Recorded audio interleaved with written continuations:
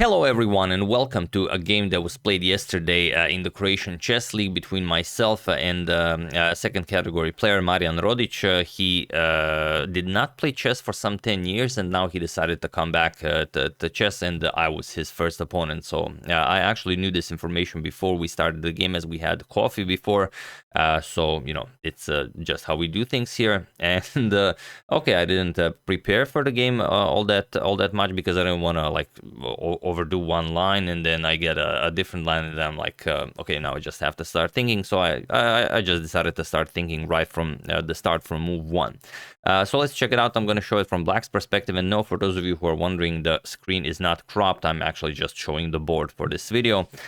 So let's check it out. It's going to be a nice Nimzo-Indian defense. So let's see what happened. My opponent played pawn to d4. I played knight f6. We have c4, e6, and my opponent played knight to c3. He invites me into a Nimzo-Indian defense, and I go for it. So the Nimzo-Indian is on the board. And now we show this many times, and there are many popular choices here. Of course, the most popular one being queen to c2 and pawn to e3. You could play pawn to a3 right away. You could go bishop to g5, the three knights with knight to f3 is possible, f3 is possible, the Kmoh variation. He went for bishop to d2, and the problem with this is, okay, we all know that this doesn't give white all that much, but I have no idea how to play this, so I actually thought this was a very good choice by him. So, okay, I decided the development. We have castles because, okay, when I played the Nimzo, I know I want a castle. I want to play d5, c5, and b6. If he doesn't play anything weird, those will be my moves. We have knight to f3 by him. I played pawn to d5 and now pawn to e3. And I went for the immediate c5. b6 is a bit more common here, but I went for c5. And now I closed off my bishop so I can't go back, and he attacks it. Pawn to a3. Okay, so I have to capture, bishop captures on c3, and bishop captures. And now we have this weird position in the Nimzo where he actually still has his bishop pair. Usually you will not see, I mean, okay, white will have the bishop pair, but you will not see this bishop on this strong diagonal this early on in the game. So I really took my time here and decided on how I want to continue. Do I go for b6 and then just continue developing like I know what's going on? Because I don't, and I decided against it. After some time, I played knight to e4, and I spent some 10 minutes here on this position, I think, and I decided that it was it wasn't all that great for black if the bishop just stays alive on c3. But just for fun, I'm going to show you what happens if b6 is played, as you can play it. I was worried about d captures and b captures. I've never seen this with a semi-open b file like this. But let's say c captures, e captures, you get this very funky line of bishop captures, queen captures, you give up the pawn on d5, he gives up the pawn on b2, and now rook to d1. So looks very good. And now if the bishop gets developed and white castles, then obviously white will be perfectly fine. But if bishop to b7 attacking my queen, you can pick up the pawn here, knight to a6, and now let's say queen to a5. You will get this position, let's say b6, captures, and okay, he's up a pawn, but the a3 pawn is a little bit weak, so you should not have a problem reclaiming that. But I had no idea how to play this. I played knight to e4, and it is in fact the most common move played in this position.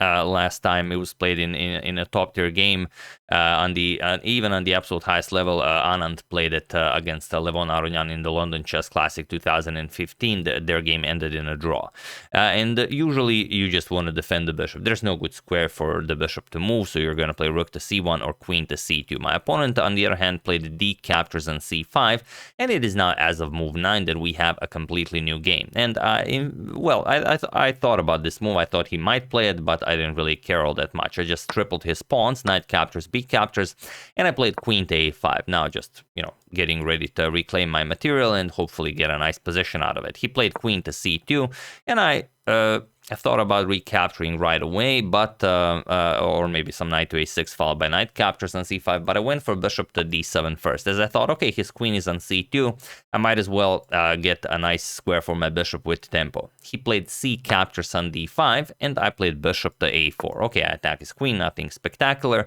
He played queen to b2. Okay, he does put pressure on my b7 pawn, but he can never capture it while the c3 pawn is hanging. And now, how do I continue here? I could, of course, capture on d5, but I was afraid that if I capture right away, that queen to b4, and I really don't have all that much to show for as I did sacrifice a pawn here. But okay, I could continue knight to c6, and if captures, he will always have the double c pawn to worry about, and well, I can, well, double rooks on the c file and start collecting material. But I went for knight to a6 right away, for the moment stopping queen to b4, and kind of hoping that he plays bishop captures knight on a6. And to my surprise, that's exactly what he played. I did think about what if he just plays d6. Is this maybe too strong? But okay, I can capture on c5, and if queen to b4, yes, he does have a pass to d pawn, but I can just, you know, do whatever. Let's say queen captures, a captures, and still he has a c pawn, he has an isolated a pawn, and I'm probably going to be able to win them back. So instead, after knight to a6, he played bishop captures on a6, and I thought this was very weird because I played queen captures on a6, and now how is he going to castle? He played the d captures on e6, and it's perfectly fine, strongest move recommended by the engine. I played f captures on e6, and now how do you continue here? He played queen to e2. He offered an exchange of queens, and I thought, okay, is this a little bit weird? What am I missing here? I could just play bishop to b5, and I stop him from castling pretty much indefinitely. But then I thought, okay, he probably wants to somehow attack my bishop with the knight. He wants to include the knight, and also once I move my bishop, he gets the d1 square for his rook, so he also gets to activate his rook. But obviously, I'm not going to trade. I gave up a pawn for this, even 2 pawns, so I'm just going to play bishop to b5. I chase away the queen. He moved the queen back. Now, okay, he can maybe put some pressure on that bishop, and I played rook 8 to d8. And now I thought, okay, I have immense pressure on this diagonal. I have pressure on this f file, and I have pressure on the d file. I like my position very much. But then he threw in another move that surprised me, pawn to a4. And it's just such a ugly move to see. I mean, where do I put my bishop? Now, obviously, I'm not going to capture. If I capture with bishop captures, he can do a lot of moves, like even queen to a2 is just very annoying, attacking the bishop and putting pressure on the e6 pawn. How do you defend here? You have to move the bishop, trade queens, and nothing really happening here. And I wanted to keep my position active. So I played bishop to c. No, I thought about bishop to c6. Obviously, it's very nice, but I was fearing knight to d4. And now even if I capture on g2 and he plays rook g1 and I move the bishop back, doesn't look like something I want to commit to long term. So instead, after this a4 move, I played bishop to c4. I did think about bishop to d3, but I decided against it as it blocks my rook.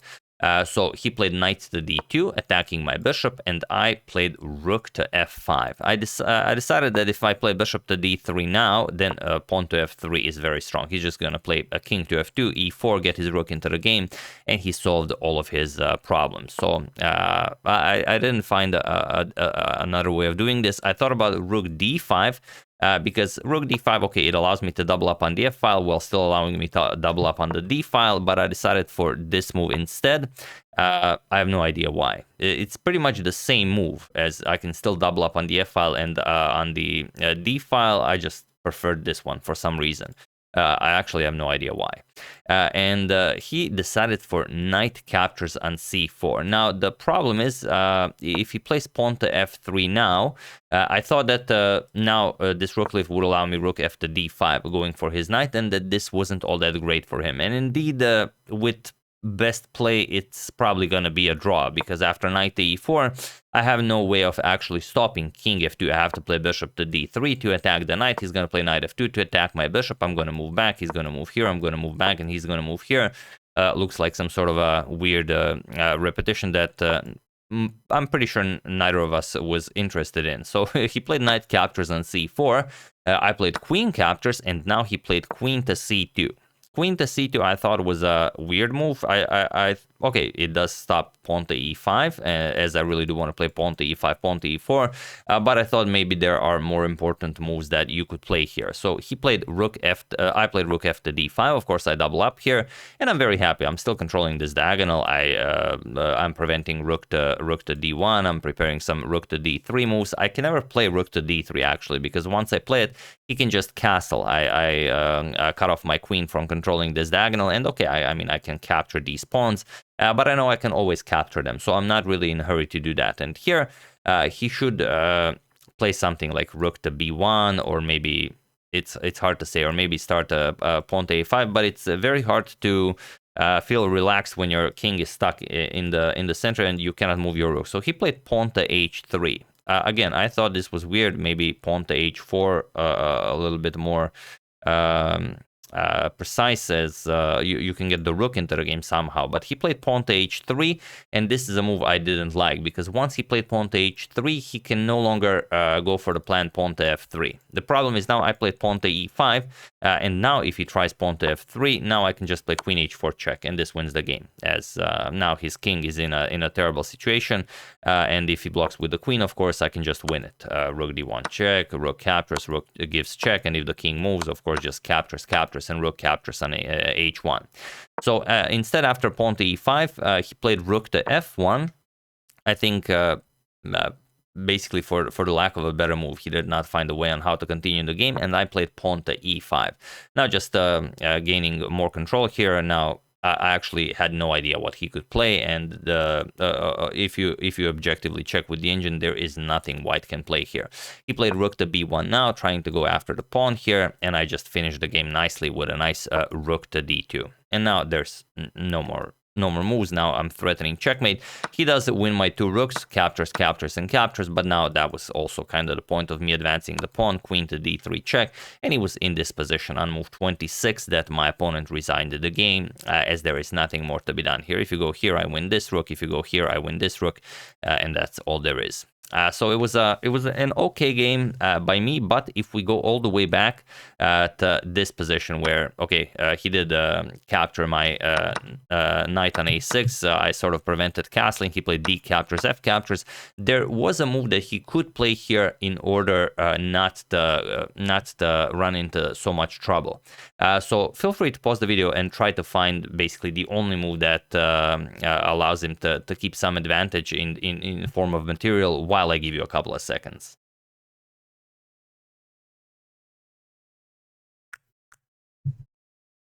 I'm just checking if the mic is working, as I thought it's maybe not working. So for those of you who were able to do it, congratulations on finding the only precise move in this tricky position. And for those of you who just want to enjoy the show, it is knight to e5. This is the only move that gives him advantage in this position. I actually thought about the move. I thought about knight d4, I thought about knight e5, but I thought that there's no way that you could actually play this. Once I cut his king off from castling, I thought that it was merely a matter of time before I win the game.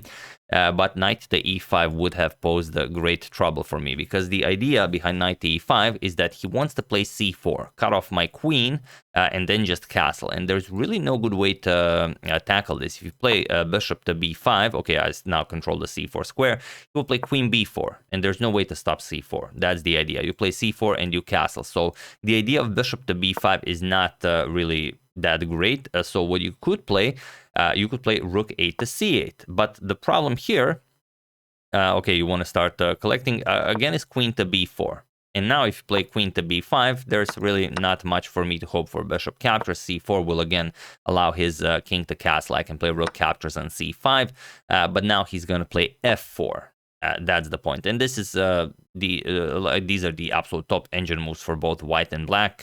So the problem is that I can't capture the pawn now and regain material, because there's the fork of knight to d7, winning the exchange. So I would have to move the bishop back. Let's say bishop to a4. Okay, I'm still controlling some space here, but after, let's say, rook b1, going after b7, I'm going to play b6. He will play king to e2, and he will get his rook into the game. And we would basically have this position where I would have a bishop against the knight, but he would be up a pawn, and it's a clean pawn. So he is better here, not winning, but it would be troublesome for me.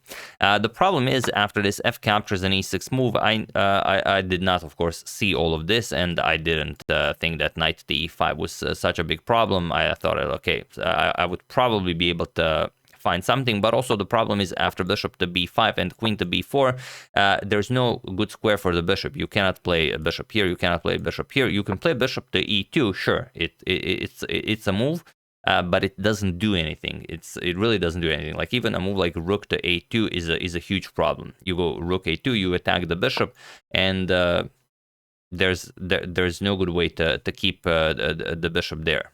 It's just a very, very silly line that okay, you could go bishop to h5. Okay, now the rook is kind of stuck here guarding against checkmate, but now you just play c4, you cut off my queen, and you castle. So, you know, even with perfect play, he would be able to retain the pawn and keep the extra pawn advantage, and I would be the one fighting for a draw in this game. But after he played queen to e2, this basically gives him a completely equal position. Let me just check real quickly what the engine says.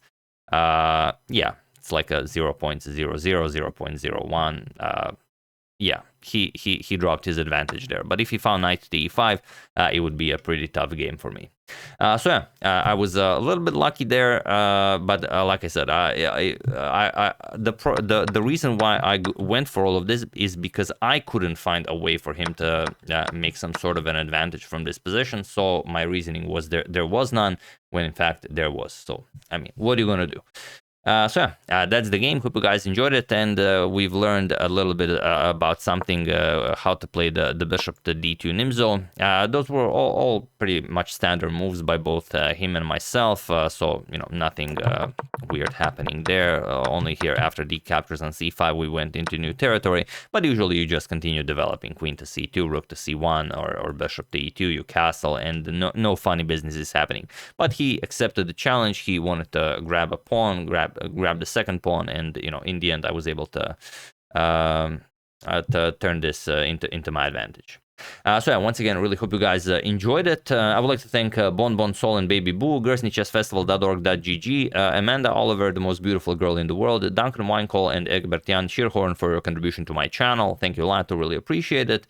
As usual, you can check 2 of my previous videos here. Thank you for watching, and I will see you soon, continuing to check up on your wonderful suggestions and whatever else is happening in the chess world. If you guys have any games that you really enjoyed from the Chess 960 event, do use #suggestion, and I will gladly go over them. So thank you all. I will see you soon, and have an excellent rest of your day.